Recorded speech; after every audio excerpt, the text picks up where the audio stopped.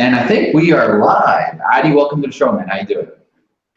Hey, Ameer. Thanks for having me today. Hey, thanks for making it. Let's first tackle some really interesting and exciting things we want to talk about. First, I want to say your bio. Then I want to state a cool contest that you're having everybody for in the audience. Great. So first of all, you're Addy Crezee. You're a Bitcoin and blockchain enthusiast since 2013. You're also a crypto investor and the CEO of Blockshow. But before you came on the show, you and I were talking about some interesting stuff, and you presented a really cool contest for my audience. So everybody who's listening, get this. This is really interesting that Addy's offering. So below this video right now, you'll see the descriptions, but I'm just going to read it off for you. So this is a contest. So if you go to the Blockshow YouTube channel, so there's a link below this video to click that, or just type in Blockshow into YouTube, and make sure that you subscribe to the channel. So that's the second step. Third step is if you watch any of the Blocki Talki videos, Addy wants you to share your thoughts on how they can make it better, improve it, etc. And the people that have the most interesting and greatest ideas for improving the Blocki Talki show will win the contest. And these are the prizes. So first prize, if you have the greatest suggestion and they pick it, first prize is you get $1,000 worth of Bitcoin plus 2 tickets to any upcoming Blockshow event of your choice. The second prize is you get 2 tickets to any upcoming Blockshow event of your choice. And third prize is you get 1 ticket to any upcoming Blockshow event of your choice. All right, so to summarize, go to their channel, make sure you subscribe, watch their videos, and comment on how they can improve it, and hopefully you'll be the ones that win. Did I get that right? Absolutely. Just as an yeah, it's not. We just started, so it's a Blocki Talki, but we will add much more stuff like interviews with blockchain experts, webinars, opinions, and so on and so forth. So yeah, that will look much better than now. We just started. Cool, awesome. Well, once again, thanks for coming on the show. And the title of the show is going to be talking about ICO madness, ICO bubbles, pros and cons, where the future is heading, etc. So we're going to just jump right on into it. What is your current take on the current landscape of the ICO ecosystem? Okay, yeah, that's great. So I really like the subject that we defined. So before actually talking about ICOs, right, and about finding the pros and cons, I would like to look back to the past, I guess, and to find the definition of the bubble, right? So we're saying ICO bubble. So bubble is something negative in economics, right? So it's like it's an unpredicted, unjustified, and unclear rise of something that will explode 100%. So my opinion is that ICO is definitely a bubble, and I will try to explain it to you today. But before actually touching base the ICO, I would like to look back to the past. For example, around like 15, 20 years ago. I don't want to look back like to the 17th century when all this stock exchange started, right? But let's, for example, start with the dot-com bubble. I guess that is what happened around 20 years ago. And it's very similar to what is happening with ICOs now, right? So what is dot-com bubble, right? It happened, I guess, in 1995 and ended in 2001. And it all started with the IPO of Netscape in early 1990s. If we look at the ICO, the same happened around 3 years ago when the first really great and bright ICO happened. Not ICO, but the crowd sale of Ethereum, right? That's what happened. So, okay, getting back to the to all these dot-coms, after the Netscape IPO, really a lot of companies started raising money through IPOs on Nasdaq, right? So that's millions of money were invested, even not millions but billions. As I know, it's around 25 billion, which were invested during the IPOs and during this dot-com bubble. And an interesting thing here is that after the start of the IPOs, the price of their shares went up by 80–90% on average. And only in a year, on average, they went up by 200 to 250%. So that's ridiculous, absolutely ridiculous. And what finally happened, all of them, we all know that they were crashed. The bubble was crashed, right? But why actually it happened? Why people started investing billions of money into companies with no products and with no clear business models? Personally, I see one fundamental mistake here, and this mistake I call the substitute of concepts. What does that mean? It means that different experts, media, investors, entrepreneurs, they were telling that internet, right? Internet is the new economy. That everything should be done in the internet, that the industrial era is over, and now everything should go to the internet and all the business should be done on the internet. But for me, that's the biggest mistake, because internet, it's just an instrument for improving your business model, right? For connecting you to the world, right? So this fundamental mistake I call substitute of concepts. And following this substitute, investors invested billions of money into companies that didn't talk about profits at all. All of they talk about is market share. So finally, in 2001, the bubble crashed, and the Nasdaq Composite rate, or I don't remember the exact name, went up 5 times down from 5,500 to 1,100. And listen, 20 period, $5 trillion were lost. So 25 billion invested, 5 trillion lost. Just imagine what happened during this dot-com bubble, right? So that's totally crazy. Why I'm talking this about is just for you to understand what was happening at that time, and then I will compare it to the ICOs going now. After this crash, around 50% investors to these companies and entrepreneurs were telling that around 50% of all companies survived. But in some years, after analysis, people in the crowd realized that they survived only by speculating on their own securities. So they were not releasing any product or service.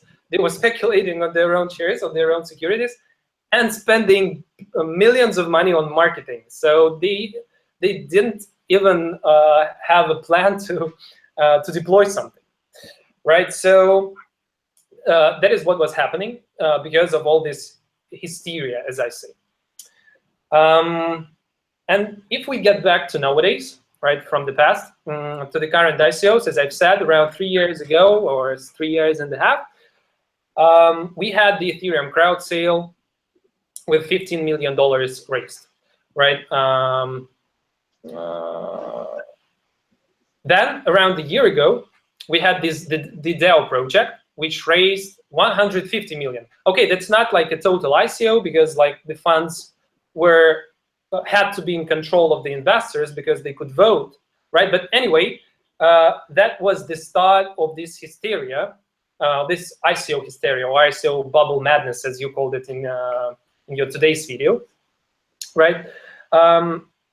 And nowadays we have around, tell me if I'm wrong, but I think that it's around $500 million already invested via ICOs during the last year.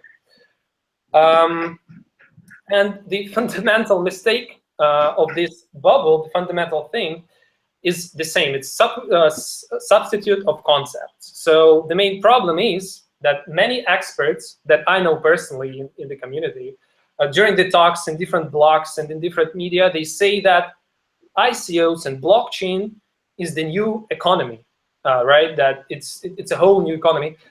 But in my personal opinion, that's also false. Why is it false? Because I think that ICO is just another instrument of raising funds and not more. So using this ICO instrument, you can just easier raise funds rather than comparing to, I don't know, angel funding or VCs. But it's not totally not a new economy. You can't build everything on blockchain, right? There is a very limited amount of industries that where you can really implement this distributed ledger. So in my opinion, that's the main problem. Now all media and experts say that it's a new economy, but it's not. It's just an instrument. And starting from this substitute of concepts, we should go further and analyze the whole ICO market. And we can actually do that in the nearest time. Let me just drink a little bit of water. You have something to say, Amir? You're listening so attentively. No, I'm glad you brought up the history. Actually, one second. Do you have headsets by any chance? I'm hearing echo. You hearing echo? Yeah.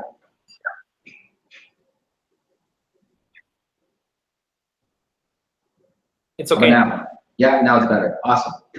So yeah, I'm glad you brought up history, because a lot of people forget about the history. And the funny thing though too, even if we don't go back that far, let's say even the DAO, as you mentioned last year, a lot of people who got into the space this year aren't even aware of the DAO whatsoever.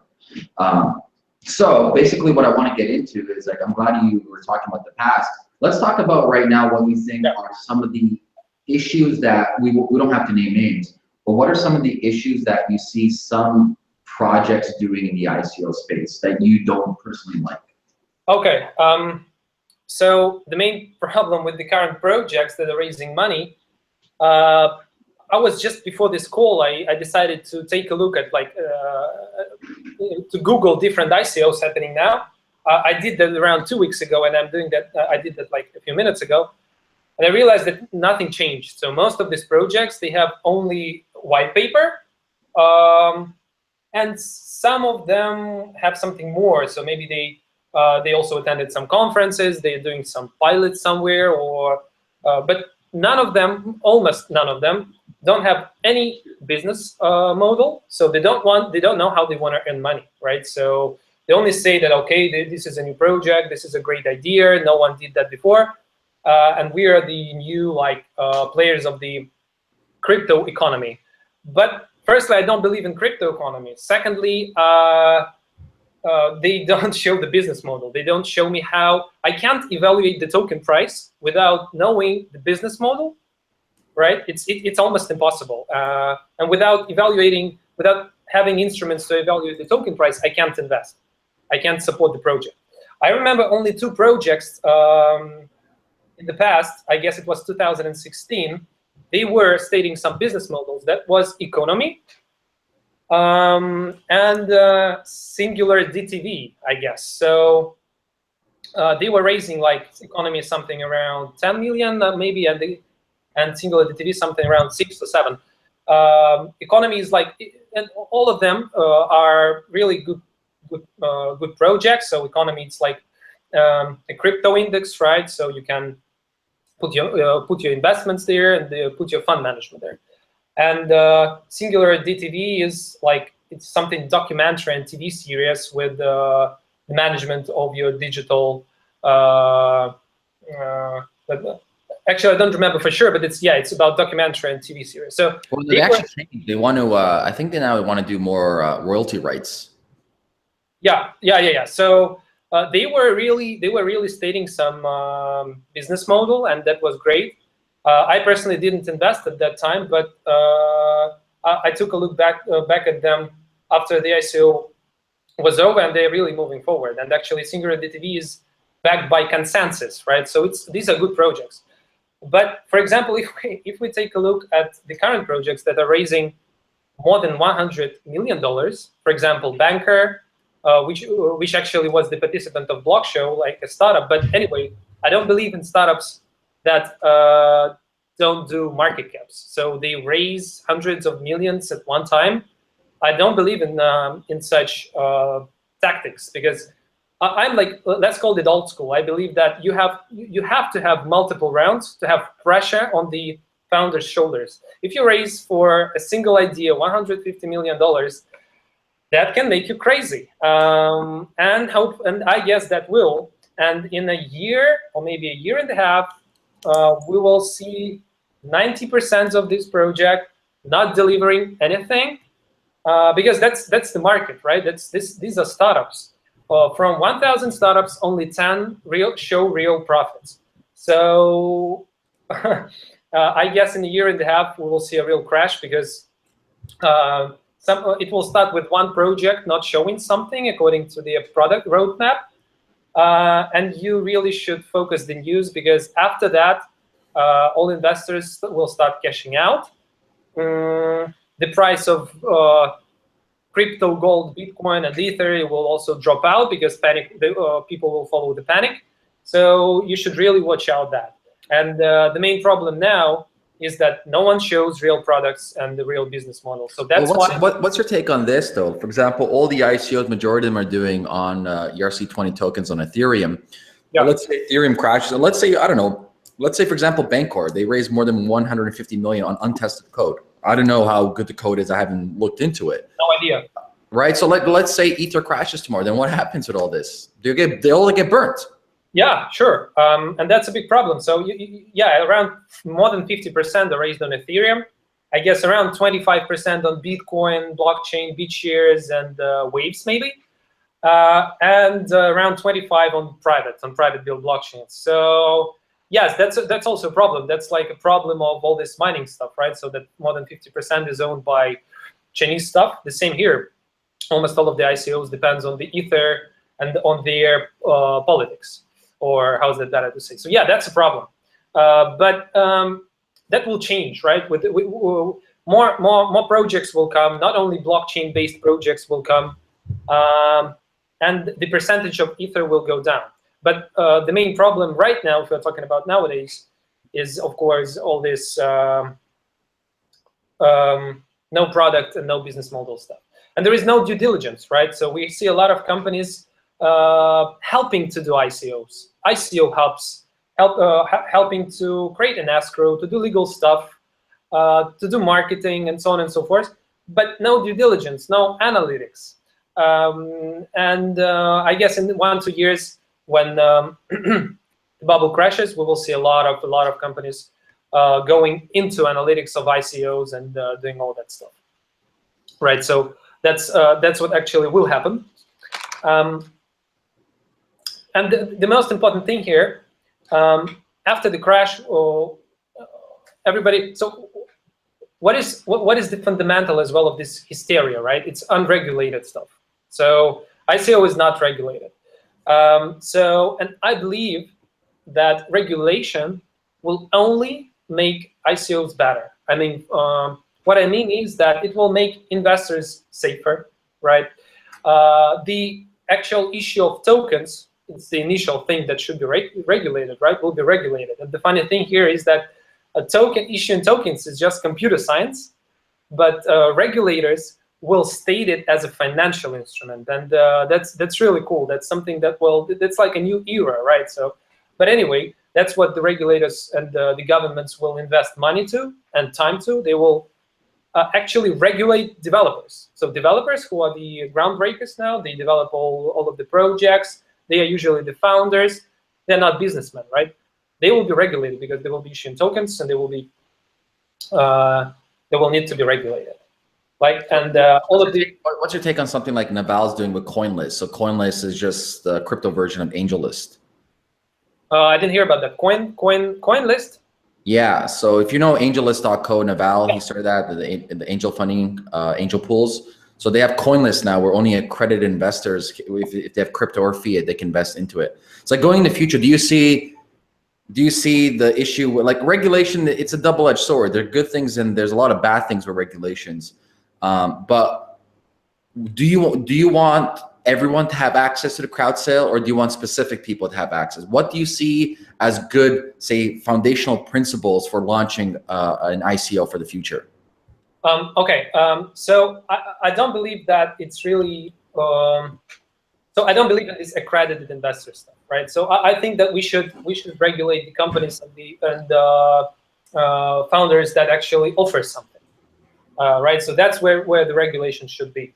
I know that such companies like Blockchain Capital, right? So for the accredited investors, so that they're like wholly in a regulated area. But I believe that it's definitely should. My opinion is that in the future, the regulation will come to actual projects. So it's the people that are investing, actually, they should not be regulated. So I don't like this accredited stuff. The initial idea of ICO is that you can invest any amount, right? So you don't need to do to spend months or weeks on becoming an accredited man. All you need is just buy some Ether or Bitcoin or whatever, and buy the token and invest in the crowd sale. So regulation of the project is good because that makes us safer, right? Regulations of people investing, no, I think that. So let's talk about regulations of the the founding members of the team. How would that look like? Do you have like some kind of basic foundational principles you would implement? I can't say for now because I didn't like most of the talks in the community now, right? I'm more about regulating the issue of tokens. So that's the initial thing that should be regulated, right? So the token is like a share, right? So many people think that it should be like it's nothing, right? So it's just a thing in the internet, and it's totally unregulated. But in the future, I think that a token will equal a share, and when it is like that, yeah, but it will actually change the whole market. And I guess we even spoke about it during our audio podcast. Yeah. Yeah. So the only thing that changed since that time is is actually that more money came and more newcomers came, right? But the ICOs are still going. And what I think should be regulated is issuing tokens. I can't tell you how it should be done because nowadays, not so many even lawyers know how it should be done because they don't have any necessity to do that. They don't have necessity to investigate because all of the interested parties now, which are entrepreneurs, investors, they are not interested in that, right? So they like what's going on. The only interested party is government, which wants to make money out of it as well. And in around a year, they will regulate it, and we will see, and we will be able to talk how it will be done, right? But for now, I can't tell you like the process because I'm not a lawyer. But my issue with these regulations is how they're going to regulate. Like, for example, Status just had their ICO and they didn't allow American people to come in, I guess, based on IP. Yes. Civic is having their thing too, and they're having some of their own personalized KYC policies. So I think you have to prove who you are with them as well. So like, what I'm trying to understand is from a regulatory aspect, how are they planning to actually regulate their ICO? Like, let's say you and I don't know, we live in Hong Kong, for example, and we want to do an ICO there. How are they going to regulate us? I mean, you mean the investors? Or no, not the investors, like the team, like, because you're talking about regulation of the team, like having certain, say, guidelines to follow. We need to think about it, but I guess how's it done now, right? So most of the ICOs, they have this Switzerland and Singapore entities, right? Yeah. So I guess it should be done when actually you are doing that legally. So some governments will say that, okay, we don't allow all these ICOs happening in our country. Such countries as Switzerland and Singapore, they will say, okay, here are the process which you should follow. Like, for example, you should have a legal entity, then you should legally say that I, for example, issue, I don't know, 100 tokens, which equals 100 shares. So it's something like that through the government only. And in order to actually make an ICO legally, right, in order for investors to believe you, you will need to have this entity and follow the process, right? So something like that. In order to understand the initial process, how it should be structured, it's better to talk to a lawyer because when I'm talking to lawyers now, they are more investigating. They don't know the process yet. But I think that yes, there will be some different countries focusing on that and wanting to make money out of it. I see two issues though in the space right now. One is a scalability issue. For example, Status shut down EVM yesterday. Same thing with Bancor. When was that? 2-3 weeks ago. So obviously the scalability issue, and even if one of these startups or dApps are successful, EVM can't handle it for scalability. Number two, another issue is people can't get their transaction. So let's say everything's on par and you and I want to invest some Ether in whatever project X over there. some of these whales and some of these other investors, they have scripts, they have bots, they outpower us with gas. You know, they may pay, you know, for example, Status, I don't know, somebody paid like 25,000 in gas, or maybe even more yesterday. You know, have you given any thought into how can we actually make this more democratic, where people have more distributed accessibility to actually enter the ICO, as opposed to getting bullied out, which is happening right now? Okay, so you mean the fact that ICOs are backed like in seconds, right? So you mean that no split seconds. Like there's whales out there, they'll suck up all the gas, outgas you because they have the ether, have scripts, automatic scripts that search for ICOs and outscript you. And like even though you and I have money right now to invest in it, we are fucked. Okay, so I see how it can be done.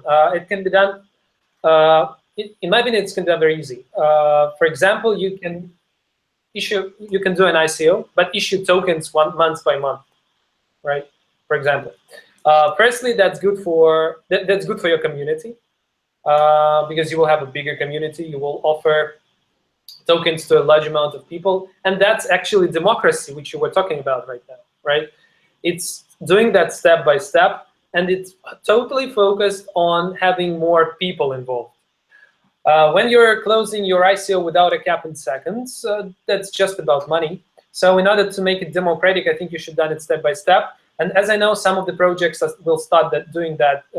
So the nearest ICOs that will be coming, I can't tell the names better than they reveal it, but some of the ICOs will be doing and following this scheme. So they will be issuing tokens month by month, and that they say that it's a democratic way of and community fans. So that's how it can be done, actually. So that looks like, for example, this month we're releasing, I don't know, 1,000 tokens. The next month we're releasing another 1,000 tokens. Yeah, absolutely.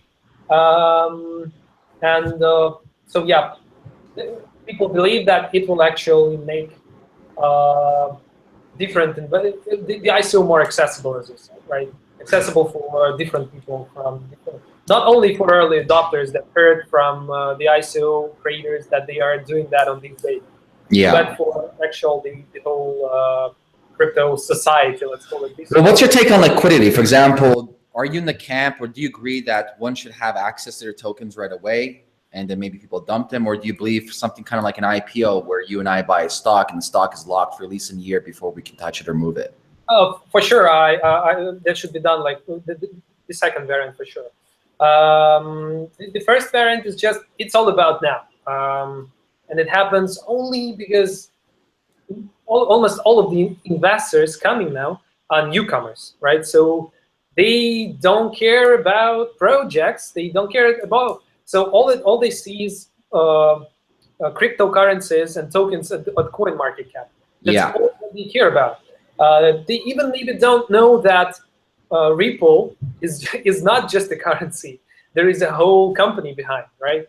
And I talk a lot to newcomers, and they care only about mining, if they should start mining, if they should invest in Bitcoin or Ether, and what is going on with all these tokens. So they're not asking me what is going on with startups. They are asking what is going on with tokens and if I should invest in them. So for sure, there are a lot of investors queued right after the ICO releases tokens on the, right after the startups release tokens on the exchanges. A lot of people queued, right? I guess like more than 50%, just because they care only about 10x profits, not more. So in order to make, say that, for example, you invest and then we have like 1-2 years of development, no one can queue, and they should promote, all of the investors should promote the project, they should write about it, and so on and so forth. Only like this we can create liquidity, but this will happen only after the crash in around 2 years. Now no one cares about that. Projects don't care, investors don't care, and when government comes, yes, it will be like this. Now, no, it's almost impossible because no one cares. Do you see other platforms coming up? You think, for example, Rootstock with Bitcoin and other blockchains would offer other platforms for companies to do their ICOs on, as opposed to like 90% of them, more, let's say 99% of them are on Ethereum? So yes, nowadays even we see companies doing ICOs. Those companies that are created for doing ICOs on them, right? And then following the ICOs, you like all these tokens and the money are held in the escrows, and you can actually reveal the money and everything only following the rules that you created before, right? And they write smart contracts and so forth for that, so that when you do something, when you deliver something, the money are revealed. Of course, they use oracles. That's not 100% clear now how it will be done. But anyway, yes, these projects do appear, and the major community that actually built these projects, they do understand that it's very important. So actually, my personal advice is to analyze, and to look and to wait for these projects coming out, and support all of the ICOs only when such projects appear, and only the ICOs that have business models and so on and so forth. And look into the startups, but not into the profits, right? So because all this stuff, I mean, with the token prices going up historically, right? It will be over soon. So yeah, definitely, these projects are appearing. They're already raising money, and a lot of them are going out. When do you think we're going to see real big institutional investors coming in? They're already coming. It's like many projects that are raising funds through ICOs, they are VC backed already. So that's a sign, right? So that shows that VCs believe in ICOs, they believe in projects raising money like this, and they believe in blockchain stuff. That's mostly about US, right? What about Asia? It's also, I'm like a member of different chats where there's ICOs and so on, and big VC funds are focusing right now on ICOs, and actually they are investing in decentralized VC funds, investing in ICOs. So that's how it looks now. So yeah, definitely we will see only the growing market. Even when we are talking about the crash of the bubble, the whole trend will go up, right? So we can't delete ICOs, we can't delete this instrument. So like in the nearest 2-3 years, more and more money will come. Yes, the bubble will crash. There will be silence for around a year or two maximum, because we are living in the era of internet. Everything is happening very quickly. So maximum 2 years after the crash, again, all of the records will be beaten again, and so on and so forth. But all of that will be regulated. We'll have due diligence. We'll have a lot of platforms helping to do ICOs, to make your tokens liquid, and so on and so forth. So yeah, that's the market. Yeah, it's rapidly improving. It's almost, we've been talking for 30 minutes already, right? But yeah, during this time, a lot of ICOs started, a lot of ICOs ended. Most of these ICOs and the representatives will be sued and went to jail soon. But anyway, yeah. Anyway, yeah, that's a totally new instrument, and my opinion is that, like, guys, if you're a startup or something, try it, but keep in mind that, of course, like, you should care about startups and about people that believe in your idea. So cool. We'll leave it at that. I like that as a final thought. Yeah. So to summarize, investigate everything before you go in, understand what you are investing in, look at the team, look at the founders, don't just jump into it, don't get caught up into FOMOnomics, so fear of missing out economics, and understand this is still a very new technology, and we have many years to go before it matures into whatever it becomes. Absolutely. And you told about the going ICOs, right? I don't want to advise anything, like give an investment advice or something. Yeah. For example, I'm planning to look deeply into this status ICO now, right? So it's like I know the guys personally, and I know that they have a project. So I don't think invest in that, but that's the thing that I think might take off, right? And maybe you also mentioned Civic. I saw that it's a really good. They have a really great background. But anyway, Not advice. I don't know. I didn't look deeply into that, so I didn't see if they have like a business model or something. I just say that I do remember that these are great projects. But yeah, we should analyze. Yes, we will. Cool. We'll leave it at that. Addy, thank you so much for coming on the show. And once again, guys, remember the contests. Go to their YouTube channel, subscribe, leave a comment on how they can improve it, and you can win one of the 3 prizes. Addy, thank you so much, brother, and have a great day. Thank you so much, Ameer, for having me. Thanks to all of your audience for listening and watching us, and thank you and bye-bye. Have a good day. Cheers. Cheers.